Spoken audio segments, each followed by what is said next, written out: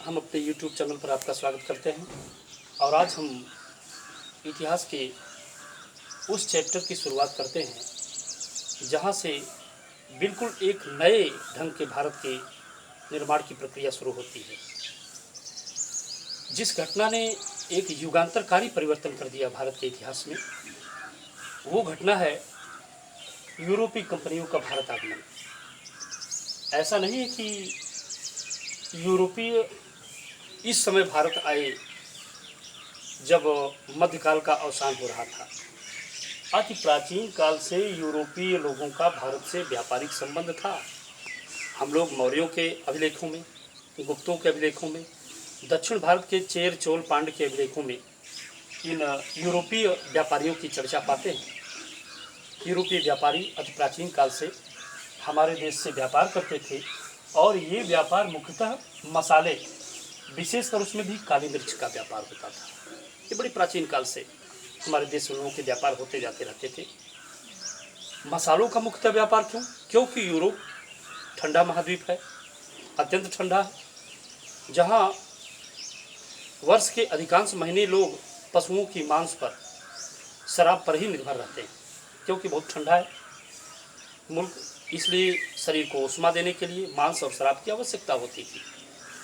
और ये मांस अगर किसी बड़े पशु को भी मारकर खाने की कोशिश करें तो कुछ दिनों में मांस सड़ जाते थे। लेकिन भारतीय मसालों में वो दम थी कि वे मसाले अगर लपेट कर मांस रख दिए जाते थे तो मांस लंबे समय तक पड़े रहते थे। तो इसलिए भारतीय मसालों की यूरोप में बड़ी मांग थी और यही कारण था कि यूरोपियों से भारत का मुख्यतः व्यापार मसालों का हुआ करता था। शराब में भी इनका प्रयोग करते थे।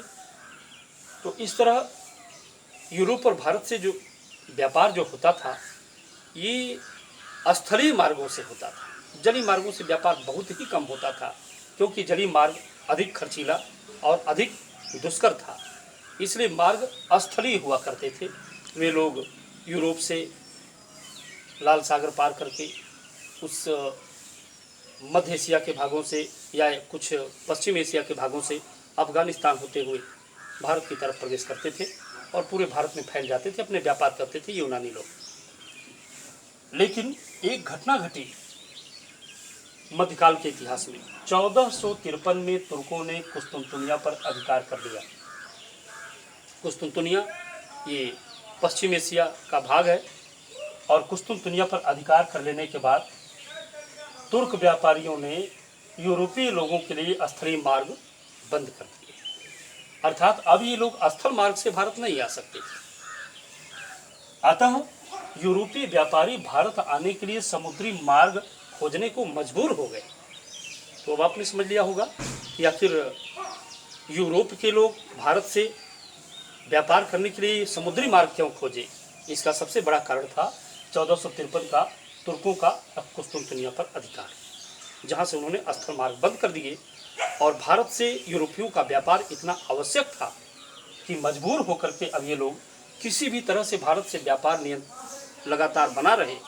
इसलिए इन लोगों ने आखिरकार समुद्र मार्ग से भारत आने का प्रयास किया। मजबूर हो गए ऐसा करने के लिए, और ऐसा करने में वे सक्षम थे क्योंकि उन लोगों के पास एक बेहतरीन जहाजी बेड़ा, समुद्र में मछली मारने के कारण उनका एक बेहतरीन अनुभव होता था। इसलिए उन लोगों ने भारत आने के लिए समुद्र मार्गों को खोजा। अब ये देख लीजिए कि समुद्र मार्ग से भारत आने का कार्य इतना दुष्कर था कि इसके लिए उस देश के वैज्ञानिकों को भी इन व्यापारियों का सहयोग करना पड़ा। क्योंकि अगर मान लीजिए समुद्र में आए, समुद्र आने पर सबसे बड़ी समस्या मार्ग भटक जाना। समुद्र में मार्ग भटक जाना क्योंकि बहुत बड़ा होता है समुद्र, मार्ग का ज्ञान समाप्त हो जाता है। दिशा का ज्ञान समाप्त हो जाने से वे समुद्र से भटक कर फिर अपने देश आ जाते थे, भारत नहीं आ पाते। एक समस्या तो ये थी कि वे समुद्र में आए तो मार्ग भूले। तो दूसरी समस्या ये थी कि समुद्र से किसी देश में जाना अत्यंत श्रमशील कार्य था। इतना श्रम का कार्य था कि आखिर वो वहाँ तक जाए कैसे। इन कठिनाइयों को दूर करने के लिए, दिशाओं के ज्ञान को प्रदान करने के लिए उन देश के वैज्ञानिकों ने बड़ा योगदान दिया। तो कौन कौन से लोगों ने योगदान दिया और किस प्रकार से ये वैज्ञानिक खोजें व्यापारियों के मार्ग को सुगम बनाई, ये आपके सामने है। जैसे सबसे पहले देख लीजिए, मैगलेन नाम के एक नाविक ने ये बताया कि धरती गोल है। मैगलेन एक बहुत बड़े ये कह दे कि समुद्र यात्री थे, नाविक थे। बार बार भटक जाने से नाराज होकर उन्होंने कहा मैं पूरी दुनिया घूमूंगा, देखूं धरती का अंत कहाँ है। और धरती का अंत पता करने के चक्कर में घूमते घूमते 3.5 साल की यात्रा के बाद उनका जहाज वहीं आकर खड़ा हो गया जिस बंदरगाह से वो चले थे। स्पेन के बंदरगाह पर खड़े हुए और अब उन्हें समझ में आया कि हम वहीं घूमकर आ गए 3.5 साल की यात्रा के बाद, इसका मतलब दुनिया गोल है। तो मैगलेन ने बताया धरती गोल है। एक देखिए दूसरे समुद्र व्यापारी हैं क्रिस्टोफर कोलंबस। क्रिस्टोफर कोलंबस ने 1494 में नई दुनिया का पता लगा लिया, जिसका नाम उसने एक नाविक अमेरिगो वेपुसाई के नाम पर अमेरिका रखा। ये भी भारत आने के प्रयास में, ये भारत आना चाहते थे। समुद्र के तटों के किनारे किनारे होते हुए इनका नाव भारत की तरफ आ रहा था, लेकिन समुद्र की लहरों ने अंततः इनको समुद्र के बीच में समेट लिया और जहाज भटक गया। भटकते भटकते ये नई दुनिया पहुंच गए बिना कोई खतरा उठाए। और नई दुनिया पहुंचने पर वहाँ भारतीय सभ्यता के लोग विद्यमान थे, जिन्हें इंका या माया सभ्यता के लोग कहा जाता है। प्राचीन यही लोग थे, अर्थात ये भी सिद्ध होता है कि प्राचीन भारत कहीं न कहीं इन लोगों से भी संबंध रखता था। ये यहाँ पर पहुंचकर इन्होंने देखा कि शायद हम भारत आ गए। भारतीय देवी देवता, भारतीय तरह के मंदिर, भारतीय नक्श के नागरिक वहाँ दिखाई दिए। लेकिन जब पूरा देश भ्रमण किया तो इन्हें पता चला कि ये भारत नहीं है। क्यों? क्योंकि भारत मसाले का देश है और इस देश में इतने बढ़िया मसाले नहीं थे। इसलिए उन्होंने ये जान लिया कि ये भारत नहीं बल्कि कोई नई दुनिया है और अपने देश के एक साहसी नाविक अमेरिगो वेपुसाई के नाम पर उन्होंने इस नई दुनिया का नाम अमेरिका रखा। ये दूसरा तथ्य। अब तीसरा तथ्य देख लें। दिशाओं के ज्ञान समाप्त हो जाते थे। इस दिशा में पुर्तगाल के राजकुमार ने बहुत बड़ा प्रयास किया। उनका नाम था हेनरी नेविगेटर। उन्होंने दिशा सूचक यंत्र बनाया। किसने? हेनरी नेविगेटर ने दिशा सूचक यंत्र बनाया, कंपास।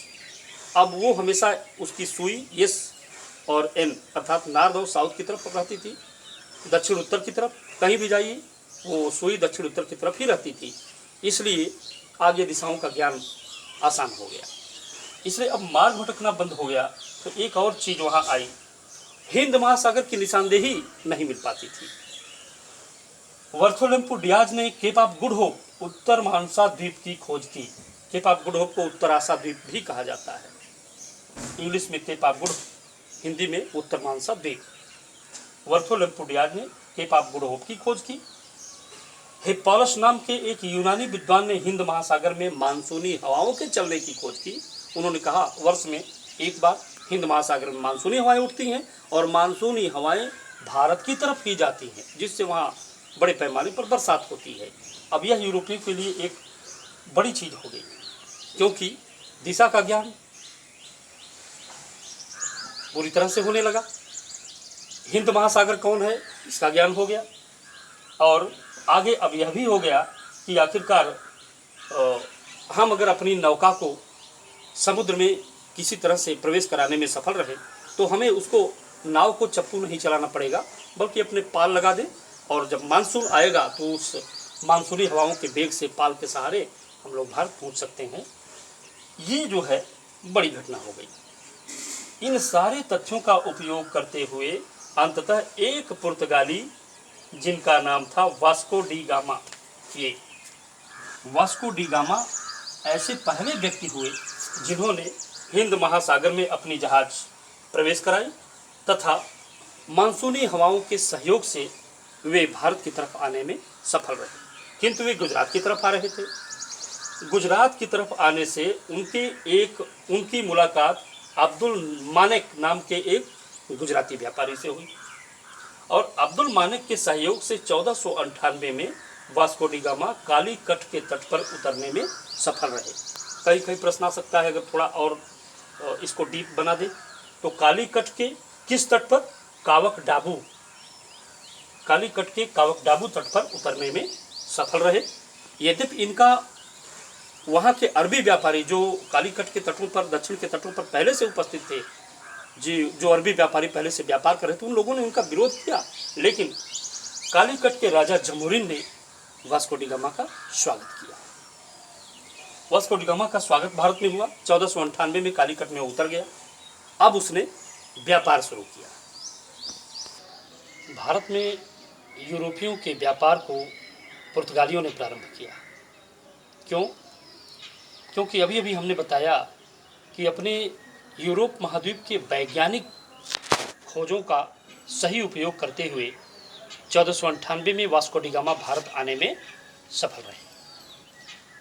भारत आने में सफल रहे तो उन्होंने भारत आकर अपना उद्देश्य आगे बढ़ाया। क्या उद्देश्य था? व्यापार का। यानी एक लंबे समय से जो भारत से यूरोपियों का व्यापार समाप्त हो गया, उस भारत से के व्यापार को पुनः प्रारंभ किया वास्को डी गामा ने। क्वेश्चन हो सकता है कि लंबे समय बाद भारत से यूरोपियों का पुनः व्यापार किसके द्वारा शुरू किया गया? पुर्तगालियों के द्वारा शुरू किया गया और वास्को डी गामा के द्वारा, क्योंकि वास्को डी गामा पुर्तगाली था। अर्थात हम कह सकते हैं कि समुद्र मार्ग से भारत आने वाला पहला यूरोपीय एवं पहला पुर्तगाली वास्को डी गामा था। कब आए? 1498 में। उद्देश्य था व्यापार। पहली बार वास्को डी गामा ने काली मिर्च का व्यापार शुरू किया तथा इससे उसने यात्रा व्यय निकालकर 60 गुना लाभ पाया। पहला व्यापार ही उनके लिए इतना लाभदायक रहा कि जितना उनके भारत आने और भारत से जाने में खर्च हुआ था यात्रा में, वह व्यय निकालकर काली मिर्च के व्यापार से वास्को डी गामा ने 60 गुना लाभ पाया।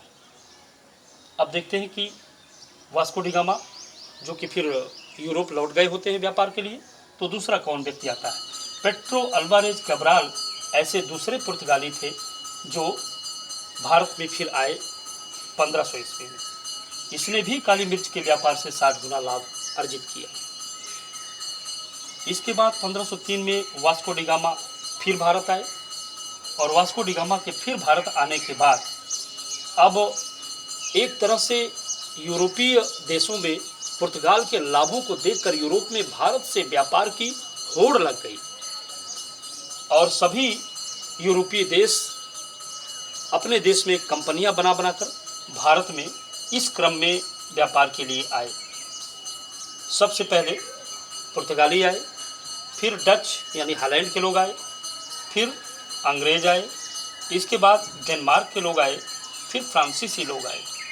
इसमें सफल तो अंग्रेज रहे, लेकिन हमें सबके इतिहास के बारे में थोड़ा थोड़ा जानकारी लेना है।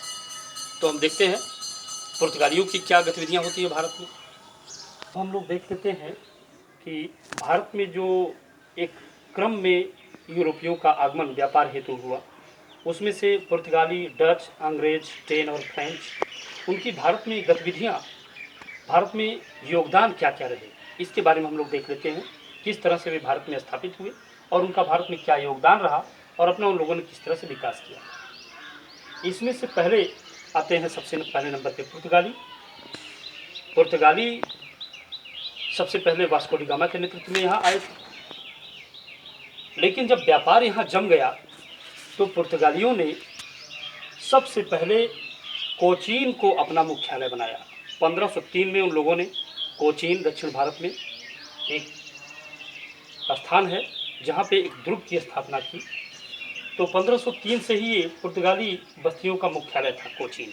प्रारंभ में पुर्तगालियों का मुख्यालय भारत में कोचीन ही था और पहले वायसराय जो बनकर आए 1505 से 1509 के बीच, वे थे अल्मीडा। अल्मीडा ने भारत में व्यापार के साथ साथ एक पुर्तगाली साम्राज्य की स्थापना का प्रयास किया। ये इन लोगों के लक्ष्य में ही होता था। जैसा कि हम पहले शायद नहीं बता पाए तो अब बता देते हैं।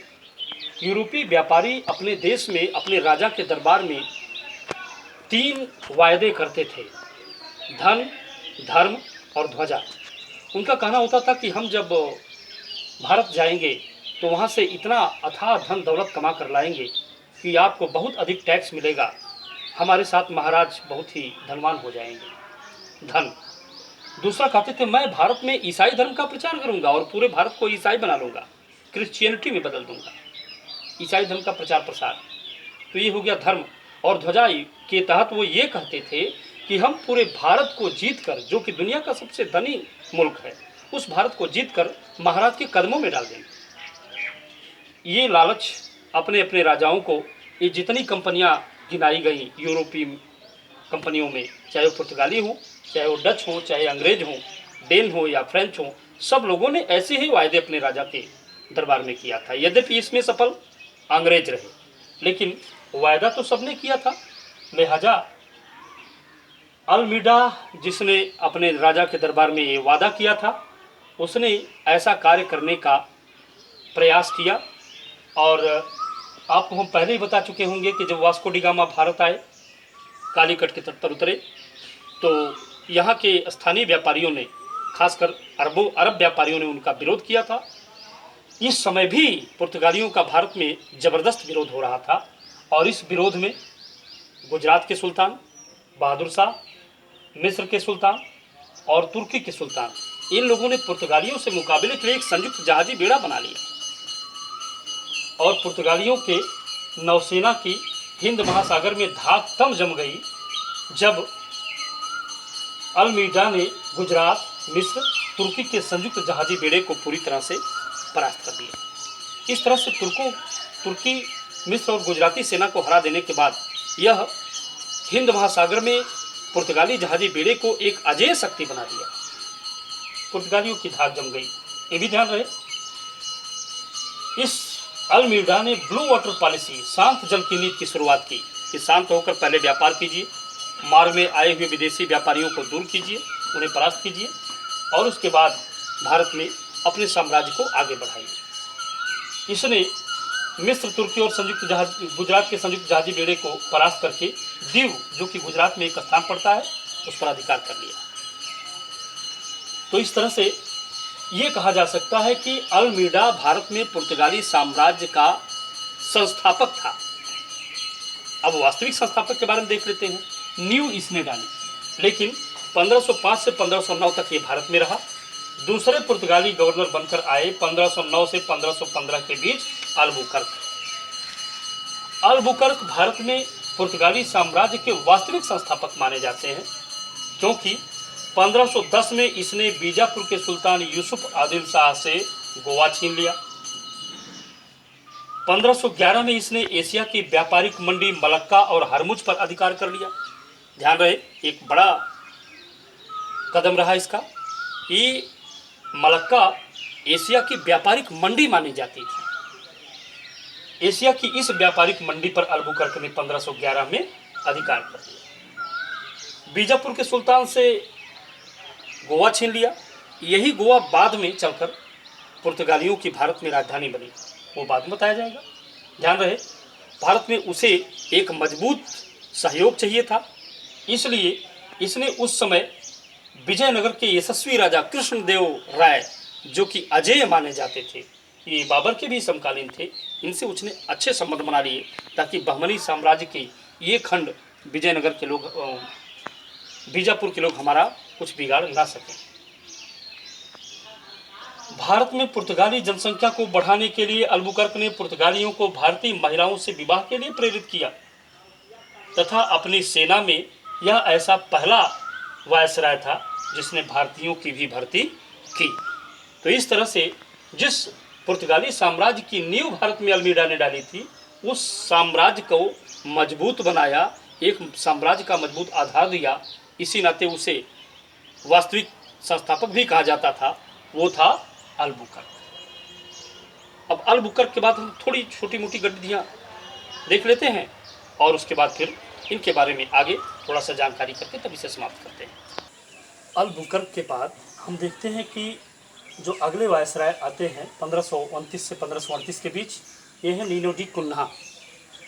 नीनो डी कुन्हा का एक बड़ा योगदान पुर्तगाली साम्राज्य में यही है कि इन्होंने 1530 में कोचीन की जगह गोवा को पुर्तगाली बस्तियों की राजधानी बनाई। हम पहले भी आपको बता चुके हैं कि पहले पुर्तगाली बस्तियों की राजधानी थी कोचीन, लेकिन नीनो डी कुन्हा ने पुर्तगाली बस्तियों की राजधानी बना दिया गोवा को। गोवा को किसने जीता था? गोवा को अल्बुकर्क ने जीता था। किससे? बीजापुर के सुल्तान अली आदिल शाह से। वही गोवा आगे चलकर पुर्तगाली बस्तियों की राजधानी बन गई और नीनो डी कुन्हा ने इसे राजधानी बनाया। इनके बाद अगले वायसराय होते हैं जोवाडी कोस्टा। इनका योगदान बस इतना ही है, इन्होंने साल्सेट, बसीन और बम्बई को जीत लिया, अर्थात बम्बई अब पुर्तगालियों के अधिकार में आ गई। जोवाडी कोस्टा के बाद आगे आते हैं अल्फांसो डिसूजा। इनके समय फ्रांसिस जेवियर नाम के एक जेसुइट पादरी भारत में आए।